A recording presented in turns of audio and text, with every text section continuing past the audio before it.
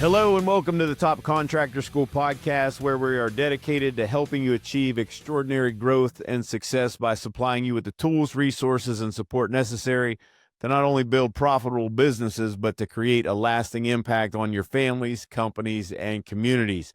I'm Eric Guy, president of TCS. Joining me today is the one, the only Mr. Johnstown, Mr. John Rugg. From Laurel Asphalt, one of the first members I ran into in my meetings with Top Contractor School, and just a longtime member, great guy.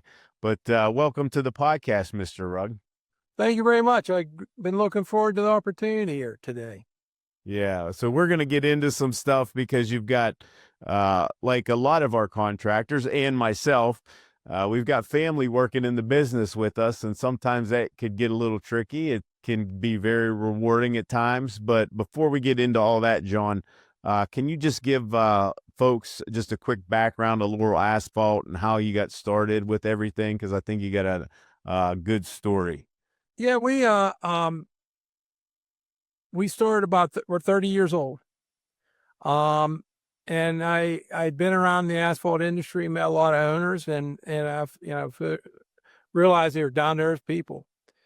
We moved to Johnstown in '94, and one of the things we wanted to do was get our driveway paved. I couldn't find anybody that would pave it, and I'm thinking, this looks like an opportunity here. So we started out, I didn't have a lot to get started with, so we started out with 2 barrels of sealer and a 2x4 to mix it, and went door to door, knocking on doors, handing out flyers. And, from there we grew. We kept putting everything back into the company. My wife and I worked as a team. That time we had 3 boys. She watched the boys during the day, and I'd run the business. And then in the evening, I'd go home 8, 9 o'clock. The boys would be in bed, and she'd go to the office and work 2-3 hours. And, Wow. yeah, that's how we started. We did that for a few years, and then we were able to hire admin person. And of course, our crews were getting bigger, and we've stuck with it. And here we are 30 years later. So what's your current role? What does your day look like now? Well, it's changed a lot recently. I used to be in charge of everything, which was kind of a problem.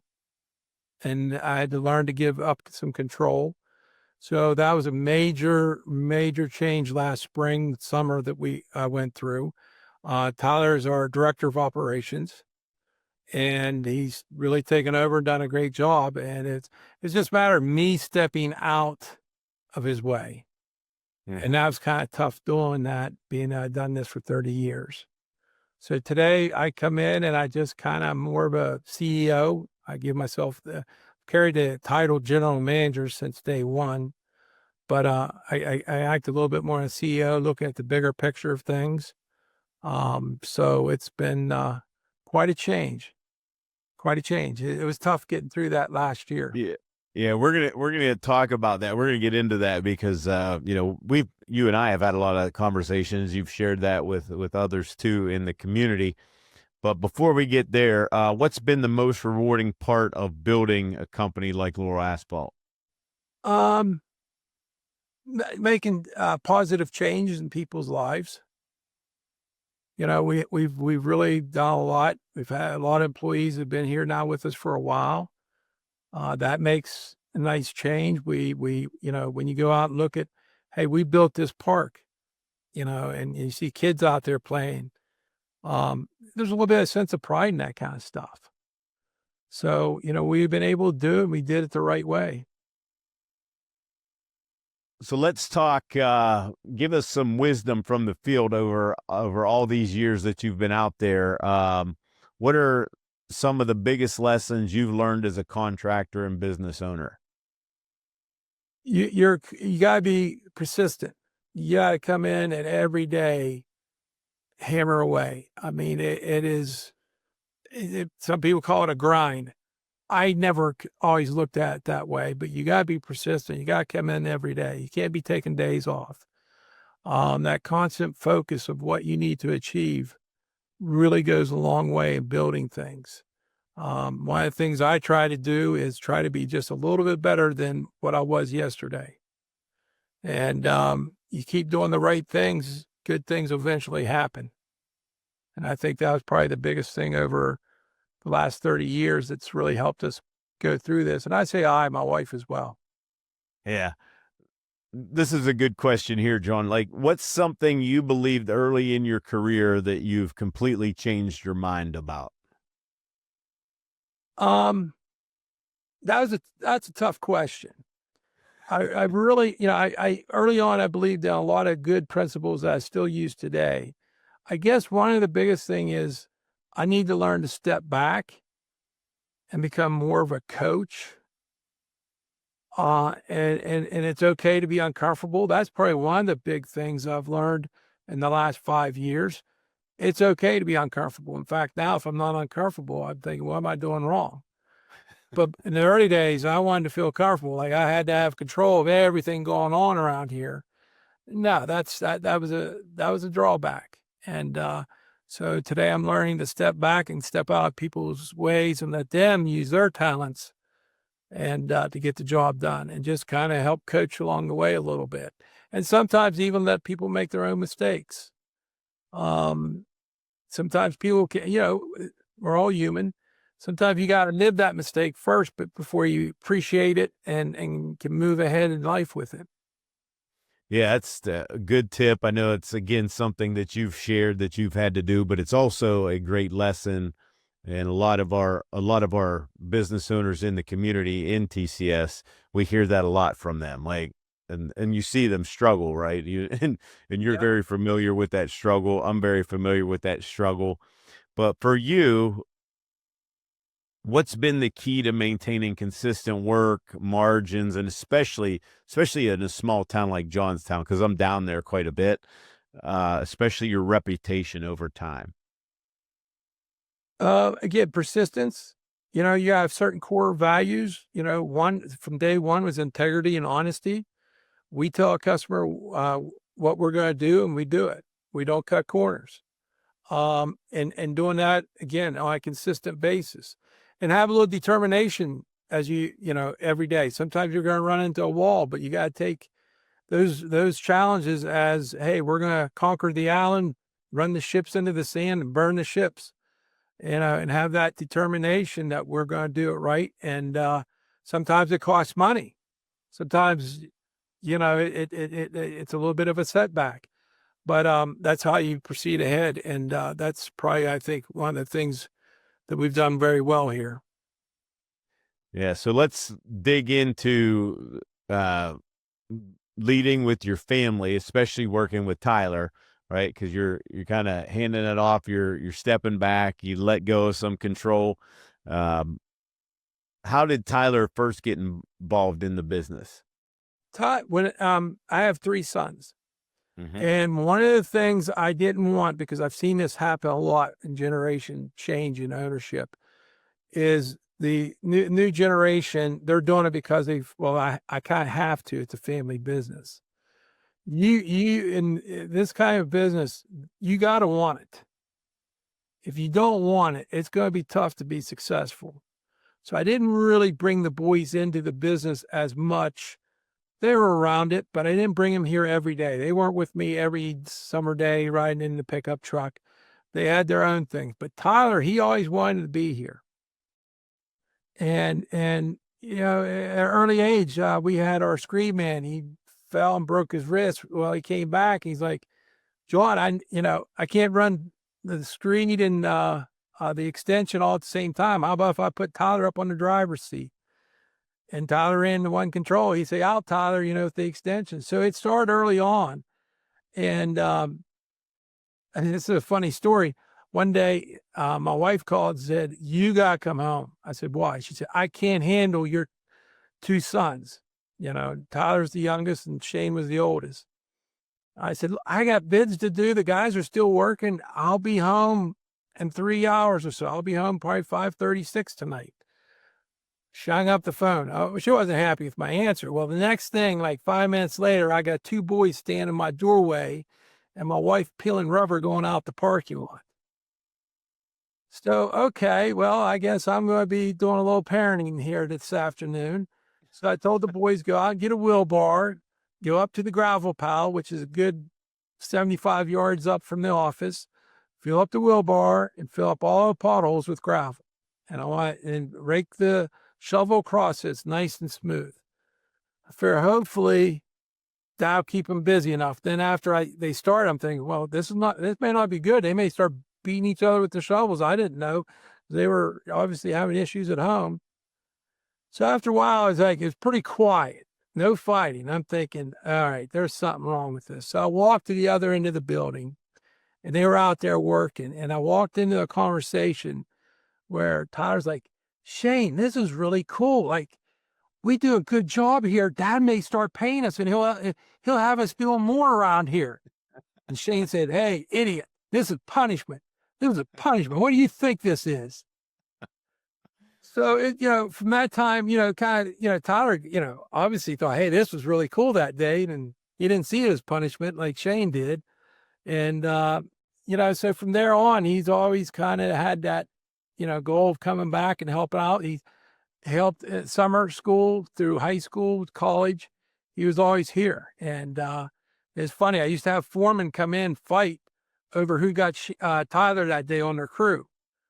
So that, Tyler's always a great worker in the field. And from that, and, kids hear things. I mean, you've seen this in many family businesses. It's amazing how the kids pick up on conversations, and in fact, over the weekend, I had a conversation with somebody, kids are more perceptive than you realize. Yes, you may not be home as much as you want to be, but the kids see that. They see, dad and mom working hard. And, how many times those kids pick up on that and become very good workers and contributors in society. So, but yeah, that's how Tyler got started early on. He came in after college and started as estimating. And if you know Tyler, he's a good social person. He was doing very well there, but I was giving a lot of thought. I thought, he needs to learn the field a little bit more. Mm-hmm. And so that's when I started having him run with the crews. And then last year he said, look, I need to run the operations. I need to start earning my keep. And I was a little resistant. And, I would coach from a distance. Well, that's not the right way. I had to basically, took me 2-3 months to finally realize I got to step out. He's going to make mistakes. But also, it's getting to the point now he's doing very well. It's like, oh crap, he's going to do a better job than the old man. Yeah. So, that's rewarding. But yeah, that was a tough transition for me last year. And, but today we got a very good relationship. I guess, the end result is we've worked together. And, I think sometimes father-sons, they get into, or father-daughters, or mothers, whatever the relationship is there. You got to kind of have a common vision, and you got to kind of define the lanes. That goes down to org charts, job responsibilities, but you got to stay there. And last year I wasn't staying there. So we had a few battles here and there, and, out of that, we got a pretty good understanding with each other today. And like I said, it's like, it's a little scary. It's like, wow, geez, this kid's going to make dad look bad here. So, but no, he's doing a phenomenal job. Yeah. And well, that was my next question. So you answered that, the biggest challenge of working with him. But what's one thing that has surprised you the most about his leadership and growth? I guess my leadership was, let's go conquer the island type of, and he's more, I don't know the right words I want to use here, but he's much more low key. I'm a little more emotional than he is. Okay. Which was maybe at times okay, but a lot of times not so okay. So he's learned to handle situations very, very well, much better than I did at his age. There's no doubt about that. So he brings a little bit more calmness, I guess is the word I want to kind of use to situations. And but yeah, with a continuous drive of, we got to get this done. And so he's really taught me, sometimes just maintain nice, calm serenity goes a long way. And that's something I probably could have learned a lot sooner in life, but he's definitely doing well with that. How have you had to adjust your own leadership style as he's taken on more responsibility? Well, I've learned I got to take more of a CEO of leadership, vision. What do we want 1 year, 3 years, 5 years from now? How can we make this work long term? Just not him and I, but the company. What Mhm. do one of the things I'm trying to do, many things I've always wanted to do, but more so even now, is how can I establish a better future? One of the things we're looking at is automation, and um, that makes a big difference as far as number of personnel, workloads, being able to serve the customers faster, better. So that's some of the things I'm working on now. Because during the season, it's kind of tough to be running operations.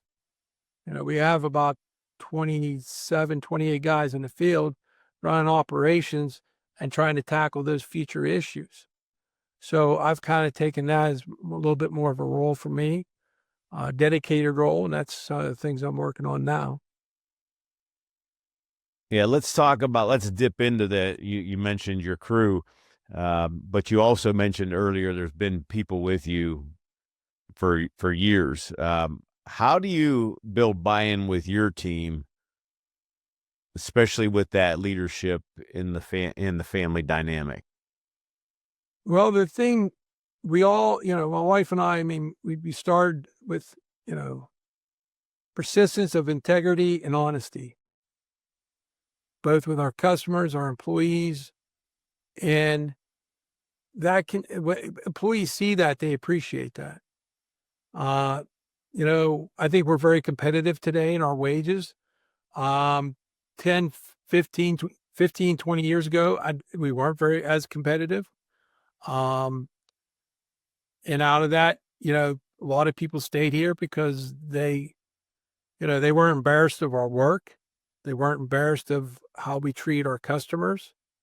So I think that goes a long way in building that culture amongst Mhm. your employees that, hey, we're here to do it right.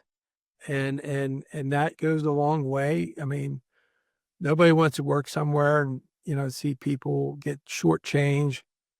I think that's been one of the biggest areas that left us to keep the people we have. Um, yeah, I think that's really one of the biggest factors there. Now today we try to do a lot of other things as far as, promoting good morale around here. Um, and just little things, recognition of the employees. Is one of the items that we try to do during the holidays. We might do, you know, give them a gift certificate for some, hey, you want to get away? Here's a fuel card, $100 fuel card for the weekend, things of that nature. And it's really, and getting out of their way too. You can't, again, micromanagement. Wow, that's probably the biggest negative tool in any manager's or owner's toolbox. You got it, get rid of it. So Yeah, that's that's good advice. something that I've had to learn in the last 10, 15 years. Yeah, so we're all in pretty much all of the contractors in our environment, in our community here, are in the middle of the busy season. How do you keep your team aligned during kind of this high pressure, busy season? Communication. I think communication is one of the key elements. Giving them the right tools, the right equipment helps with that. But communication as far as what we're trying to do each day, um, trying to as well as provide a relaxed atmosphere. A lot of times, hey, things happen. Between equipment breaking down, the asphalt plant's breaking down. This year, rain, you're out to finish a project and you get there and it's like, it's full of water. Oh, how the heck did this happen? It didn't rain at my house last night. Well, yeah, it's 20 miles away. It rained here pretty good. So there's things like that happen, and you got to, again, tackle it and just have that persistence of we're going to get it done, and talk through. One of the things I try to do is ask employees, and Tyler does a really good job with this, is what do you think is the best way for us to tackle this? And get their input. And that kind of creates more of a team atmosphere, because it is a team. Mm-hmm. I don't care how good you are getting jobs, turning estimates into real, signed contracts. You don't have the team that's going to tackle it the right way. You got it's from bottom to top, kind of like a football team. Yeah. Well, you talk about team. Let's talk TCS, because you've been a member for a while. What made you join TCS? I was looking for the networking. Was the primary reason. One of the things I did for years is always second guess myself, always analyzing, how could I do this better? Which is, you do need to do that, but I probably did it more than I should. There's times throughout the years I would doubt, I'm not doing well. Sometimes I was too hard, this is my goal and I didn't reach it. I beat myself up more than I should have. Instead of taking more of a approach of how can I do this better? Well, being a part of TCS, I was hoping that would help me with those areas, and it did. It helped me tremendously. Also realizing that I'm not the only person that has issues. I remember one morning I went out, I specifically showed my excavator. Right here is a electric line. It's a simple 12-2 wire, probably only 4 or 5 inches deep. Probably want to do this by hand. Nope. We hit it with the skid loader, sheared it off. Luckily, it wasn't an expensive repair, but I'm like, daggone, what can I painted it. I didn't know. And then we're on a inner circle meeting and everybody's talking. And one person said, yeah, they were having a rough day because her guys hit a fiber optics line coming out of a fast food restaurant, and how that put everything to a quick halt and major issues are evolving. I'm thinking, wow, and I was really upset over a 12-2 electrical wire. I don't wish that upon anybody, but it was like, I'm not the only one in this. And, you build that friendship, and it's been a very rewarding experience. I mean, it's really helped me a lot in the last 5 years. Yeah, and you're a great contributor too. I mean, I guess the question that I have for you, if you could narrow it down, John, like I'm asking you to do a lot here. Like if you could narrow it down just to one thing, what would you say that one thing is you and Tyler have taken from the community that's helped more than anything else in your company? That's the tough part, narrowing it down to one thing. Right. Because top contractor schools has done a lot. Has done a lot. I guess, I think one of the big areas is it's okay to feel uncomfortable. Mm-hmm. There's, and I hate that's a really good one. There's so many others, but I'll expand on that.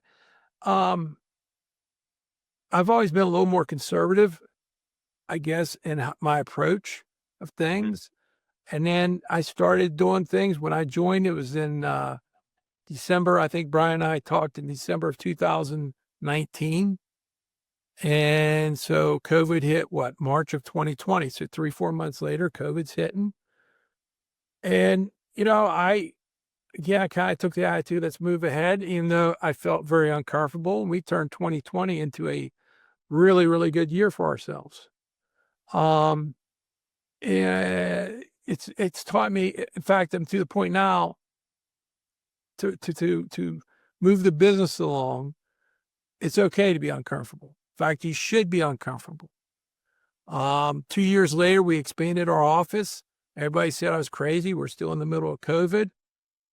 I felt that we could do that. I seen the future. I visioned that things are coming together.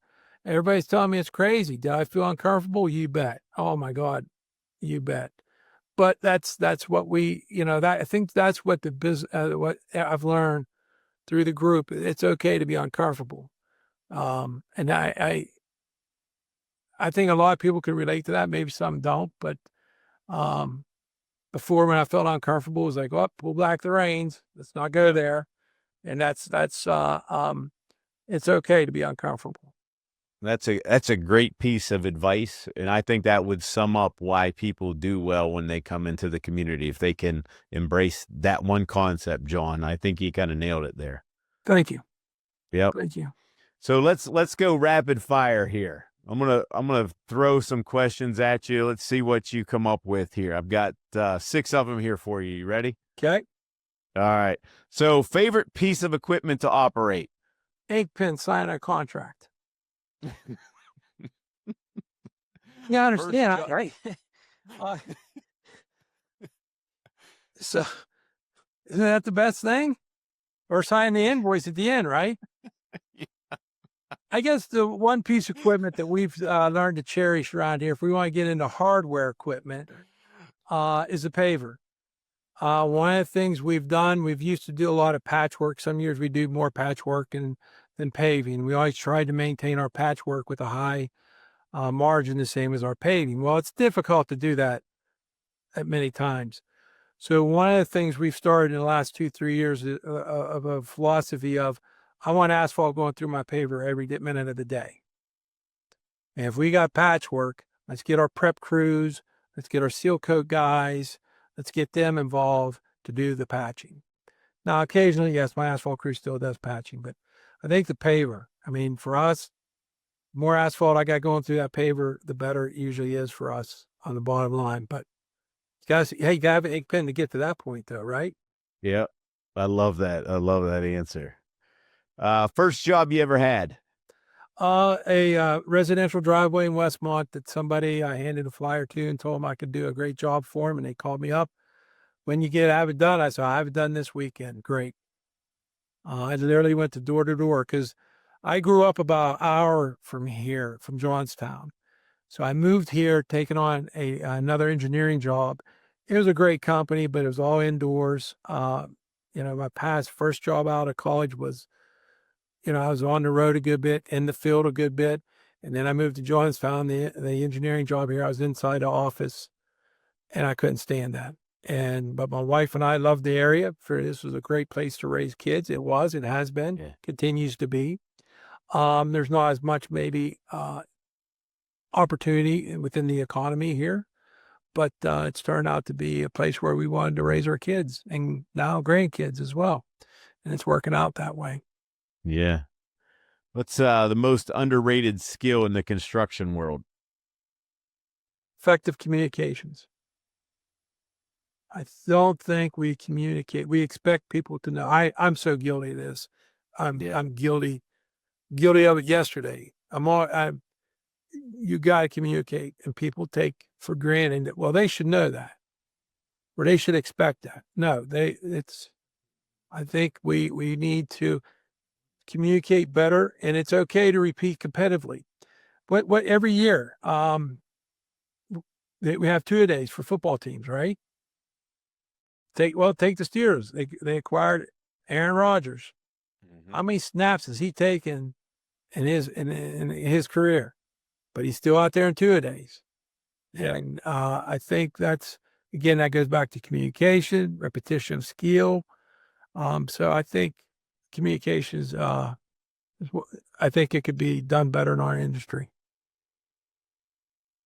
Favorite way to spend a weekend off the job site? Wife, kids, grandkids, by the pool. I love it. What's one trait you admire in Tyler? His ability to bring calmness. ability to keep things on an even keel. He does that with me. There's times where it's like I'm having major issues, and he's like, "Why are you getting upset? Why is it, we're gonna have this fixed in no time." Well, yeah, but and he's right. I'm a little bit more of an emotional person, but that is also early in my career. I had two very important people in my life tell me I couldn't successfully start and run a company because of anger management issues. Mm. And so it's kind of one of those, that's what you think. I'll show you. And so out of that, I was quite determined to change, because I did. I had a little bit of anger management issues. So it really forced me to understand that and focus on that. And as I have done personal development over the years, which I think is very important for everybody. I don't care if you've been brand new in the industry or been in the industry for 30, 40 years. If you're in, personal development is very important. But anyhow, that someone telling me I couldn't do it because of that. I'll show you. And I still got work on it, though. And that's where Tyler comes in. Mm-hmm. It's like, is it really worth getting this excited about in a negative way? And it's, and he's right most of the time, or virtually all the time. So the last one here, finish this sentence. If you want to build a lasting company, you must be persistent in doing the right things on a day-to-day basis. All right, good stuff. Any last words for our community, Mr. Rugg? Something that I've really worked on in recent years, and again, this is part of being the top contractor school, is focus. I think has become very important to me is maintaining focus. Don't take your eyes off the goal, the objective. So many times we get caught up with so many other events. It's easy to do in our industry. But especially as a leader, you need to be focused. You need to have that razor sharp focus on whatever you need to be achieving. I'm guilty. I mean, I'm saying this, but wow, I'm taking notes for my personal, because I get astray, and it's tough to get back to that razor sharp focus of what you're wanting to get done. I think that's one of the tougher things, and that's something that I'm working on very hard. And, within the team, the different foremen, what is your focus for today? What are we going to achieve here today? From that level to the overall size with the company. I think that's something I'm working on more. And again, I evolve a lot more out of being part of Top Contractor School. So that's probably something I think a lot more people, and again, I'm raising my hand because it's tough. You get sidetracked and you forget what is the focus? What is that goal? It's easy to do. And so that's something I'm working on. And I think Top Contractor School really helps. I think that's probably one of the strongest areas of TCS. Yeah. Is maintaining that focus and not taking your eye off the ball. Yeah. Good stuff. Good stuff, John. Really appreciate you being on the show. Thank you. Sure, we'll have you back. Lots of great wisdom today. But that's a wrap for the TCS podcast, guys. Until next time, keep leading, keep growing, and keep winning. We'll see you soon.